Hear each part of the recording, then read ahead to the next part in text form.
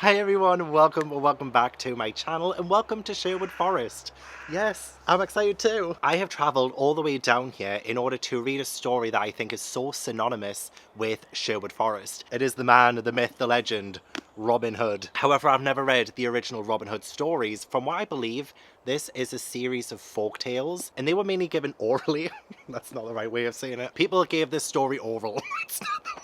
God, I should not have opened the Prosecco for my other vlog. This is the story of a man. All I know about him is that he stole from the rich and gave to the poor. My kind of man, where are you? But when I say like this is an oral story, I think it's a little bit like King Arthur, how it's kind of a legend and you don't quite know whether it was true or not. That's what I'm about to find out in this video. I think The Merry Adventures of Robin Hood by Howard Pyle is a compilation of the stories. Quite possibly the definitive way of reading this story, but I'm not 100% sure. Have I done my research? Absolutely not. I genuinely don't know a whole lot about Robin Hood. I've seen the Disney film, I've seen Robin Hood, Prince of Thieves, which I actually rewatched with my patrons just a few days ago, and you know what? That film holds up. I kinda loved it, but I could not tell you much more about this man, so hopefully by the end of this video, I'll be a Robin Hood expert. I did a vlog similar to this when I went to Whitby a couple of years ago to read Dracula, so if you enjoy videos like this, I will link that one down below. And if you enjoy me, which you should, then you can subscribe and like this video if you end up enjoying it.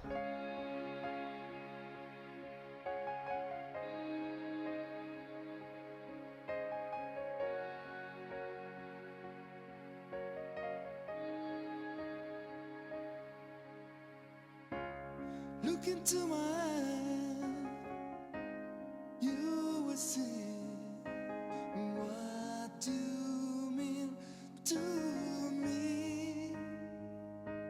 Search your heart, search your soul. When you found me there, you would search no more. Don't tell me it's not what trying for. You can't tell me it's not what dying for. You know it's true. Everything I do it for you.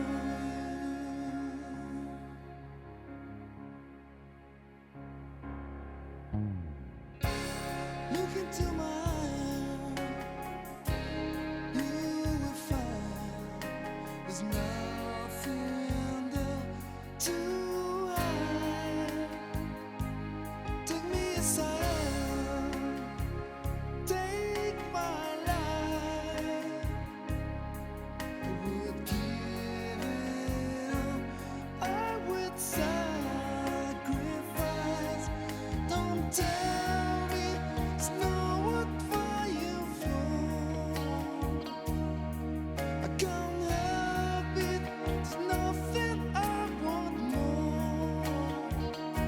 You know it's true. Everything I do it for you. Oh yeah.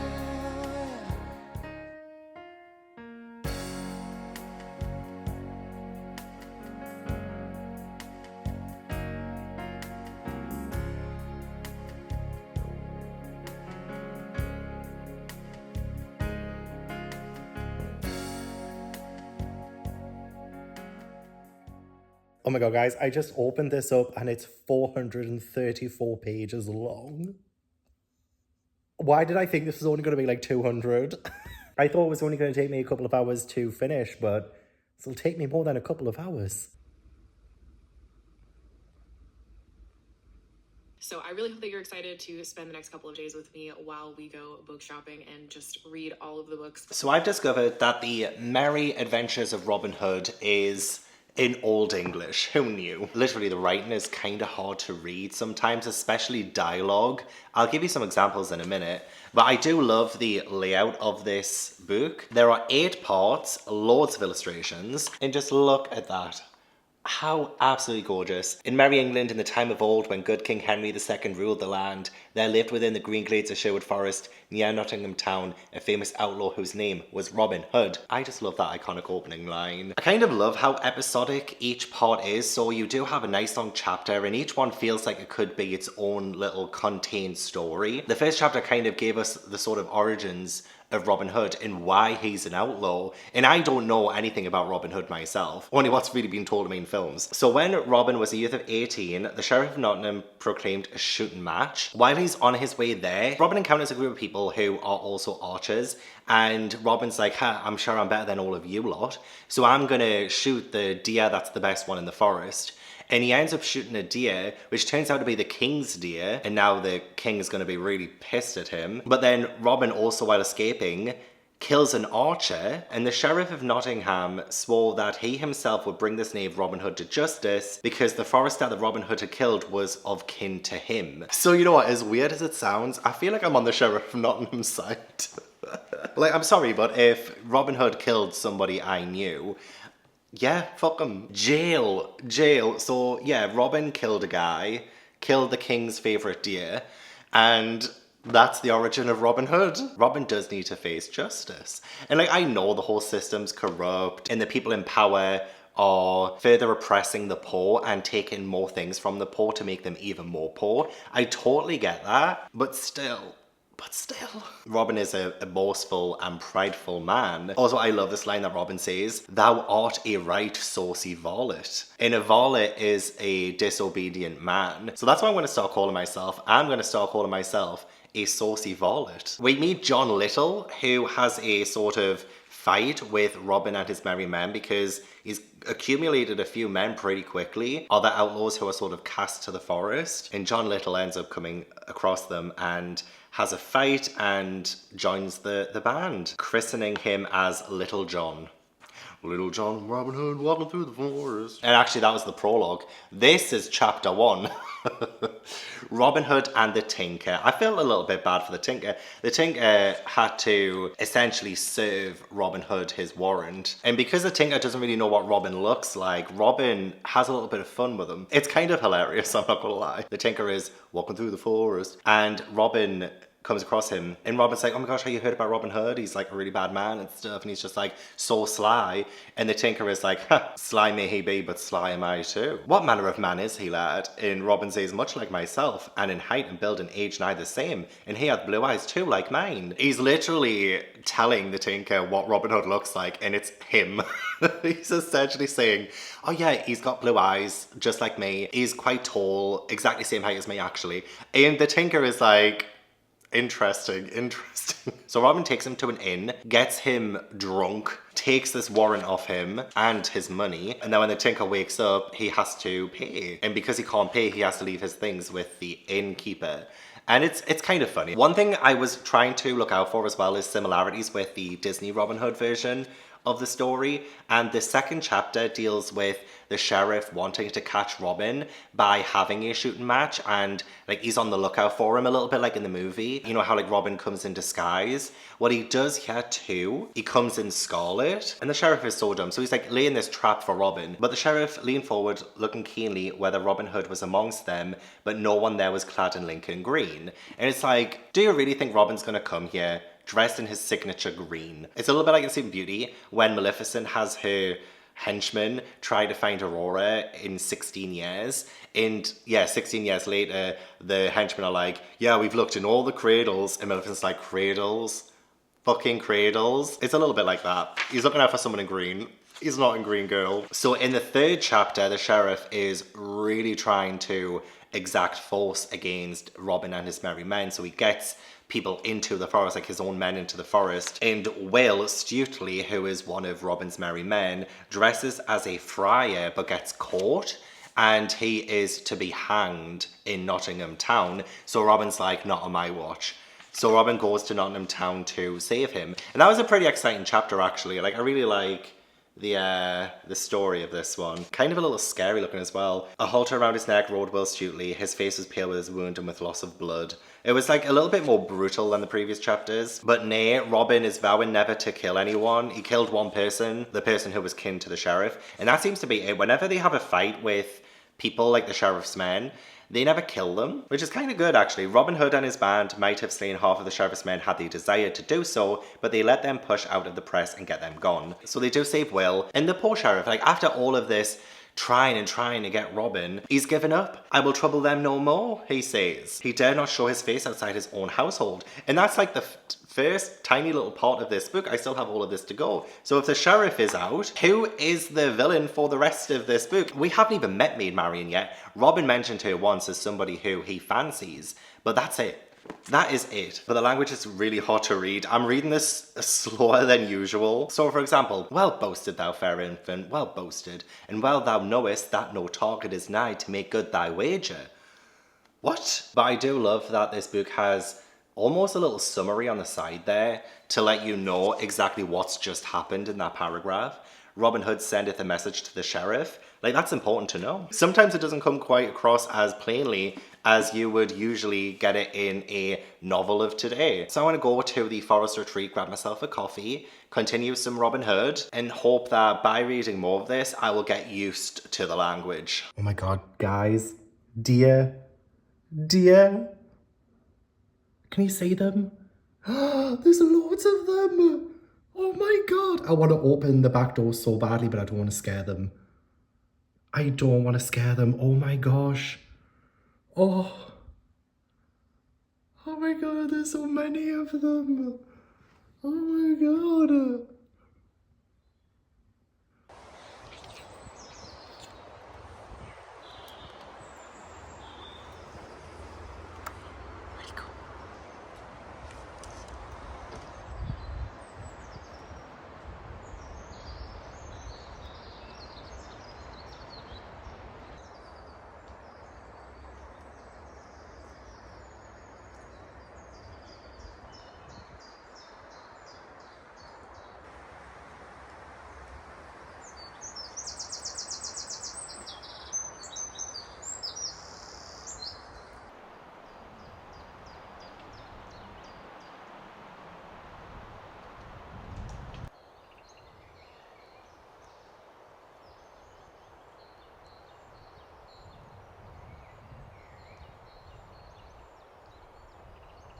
I'm just about halfway through Robin Hood now. I'm kind of scared sitting here. I've just been filming a read with me video, so I've just been sitting here reading Robin Hood, so I'm about halfway through now. But I'm a little bit scared because these pine cones keep falling from the trees like all around, and there was one that just dropped before, like really close to the camera.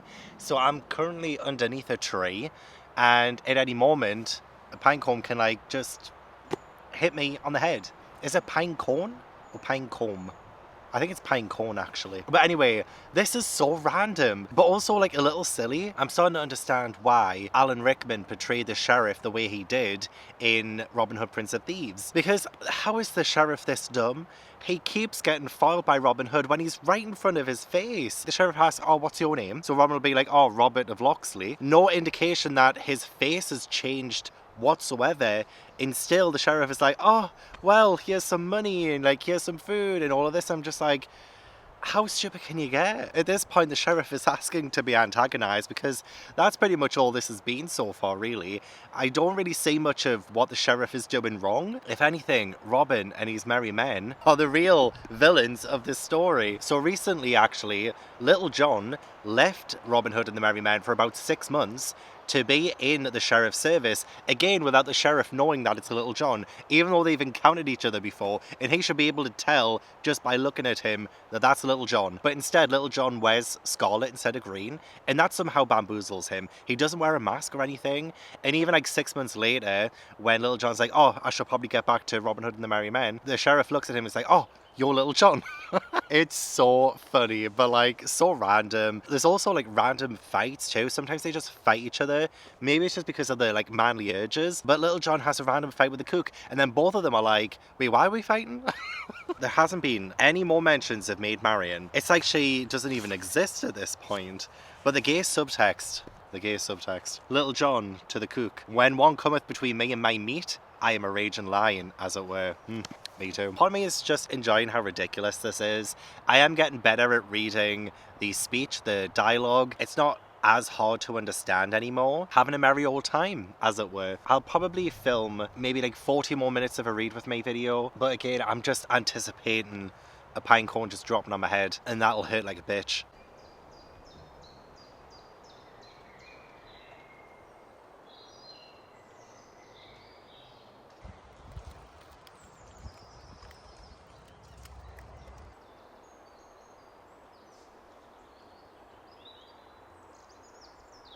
Not long from finishing Robin Hood, so I've decided to walk to the forest retreat to get a free refill on a coffee. Yes, I'm going to walk 10 minutes to get a free coffee. When you buy one of these reusable cups from the forest retreat, you get free refills while you're here. So that's what I'm going to do. I won't do much exercise in my life, but I will for a coffee.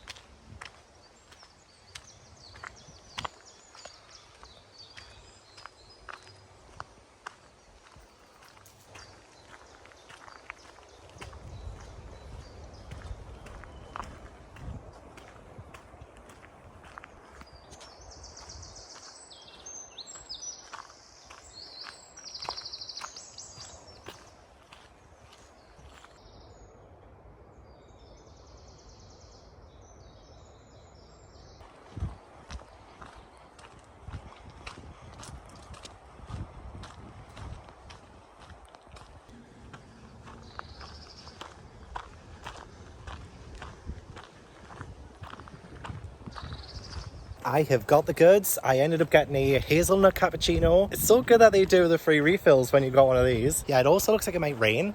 So that could end up being a really cozy night in.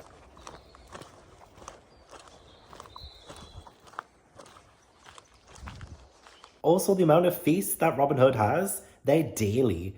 This guy is not struggling whatsoever. I know he's taken from the rich, but we don't really get to see a whole lot of that anymore. Like, he's not even really given to the poor anymore. It just seems like he somehow has this torrent of food and drink, and he's telling everyone, oh, come feast, come feast. I'm like, can you keep it down? You're gonna get caught. But also, how are you getting all of this food all the time? As the sun descends in Sherwood Forest tonight, the sun also descended on Robin Hood's life. I had no idea how Robin Hood dies, and I don't think you're ready for it. I don't think you know either. So I did finish this. I'll talk a bit more about other things, but predominantly what I really took from the ending of this was Robin Hood's death, and I feel a little bit sad actually. So he ends up catching a fever, and he gets his cousin to like help him. I think back in this days they would like bleed the fever out, so they would get like the infected blood out somehow. But his cousin ended up going past the point where you're supposed to and goes straight for like the heart kind of thing, and Robin doesn't know about this. She's doing this on purpose, and she literally bleeds him out. She locks the door, she leaves, and he's gonna like die slowly by having all of his blood drained out. And it's so traumatizing actually. Little John does end up like bashing the door down and getting inside, but Robin Hood's already too weak. He gets his bow and arrow and he shoots out the window, and he's like, wherever that arrow lands, that's where you must bury me. And then he dies, and it's so sad. I feel so bad for him after everything he went through. Although, to be fair though, he ate better than I did. The amount of feasts he's been having, like there was even a moment where the king comes to the forest and they have a feast together. I'm like, oh, if you want to know how the sheriff ends up, the sheriff also dies. He's in Sherwood Forest, and somebody, I don't think it's actually said who, shoots an arrow at him, and it pierces his brain, and he falls off of his horse. What a poor life he's lived. Antagonized by an outlaw while he's just trying to do his job. I want retribution for the sheriff. Not really a whole lot else to say about the final parts of this book. Except one thing, Maid Marian isn't even bloody in this. She isn't in any of it. Robin mentioned her once at the very start about how much he loves her, and then we never ever get to see her or meet her or anything. Nothing. Maid Marian is a myth. I've grown up with this idea that Robin Hood and Maid Marian's love for each other was the strongest in all of the world. Second only to Jack and Rose in Titanic. But no, she's not even in the Merry Adventures of Robin Hood. I don't know if maybe she's in other reiterations of the story. I don't know what the deal is there. But I was expecting some kind of love story to go along with Robin just hanging out with these boys in the forest. I'm a little bit disappointed with that. A lot of it did get repetitive by the end too. There were a lot of songs. A lot of songs. I just ended up having to skim those. A lot of them were about King Arthur. And I do get King Arthur vibes from Robin Hood. I like how it's such a classic story that you can't really tell whether or not it's real. There is a part of me that believes this was made up, but then there's a bigger part of me that's like, oh, but the imagination of it. Imagine if Robin Hood did in fact exist. Oh, and one last thing. Robin does end up killing someone else and taking his clothes. And he does talk about like how much guilt he had when he first ever killed someone at the very start of this story. So I did believe that he would carry that guilt, and that was why he never killed anyone else. But all gloves were off in this finale. All gloves were off. So while I do think this retained a lot of the adventure aspects of it that I was expecting, in a lot of times the story was pretty exciting in that regard, I couldn't help but feel a little bit underwhelmed with some of it. If you're gonna give this a read, do it, because it is really interesting, but at the same time I'm like, you could get away with just watching some of the adaptations. They have a lot of the more exciting things happen, and they have Maid Marian. With that, I wrap up this Robin Hood adventure in Sherwood Forest. I'm going to continue vlogging being in this cabin this week. So if you want to check out more cabin adventures in the forest, then I will have that vlog link down below when it goes up. But yeah, that's it. I achieved my dream of reading Robin Hood in Sherwood Forest. That's the end of the video. Thank you so much for watching. I really appreciate it. Don't forget to leave this video a like if you enjoyed, and subscribe if you haven't already. Leave all your comments down below. Let me know what you thought of the video. Have you read Robin Hood before? Do you have a favourite Robin Hood film? Oh, tell me which Robin Hood film is your favourite right now. In the comments. Go. I want to give a huge thank you to my patrons and my One Piece channel members for supporting my channel. If you'd like to join my Patreon or my One Piece channel membership, then all the links are down in the description box. But yeah, I hope I will see you in the next video. Bye!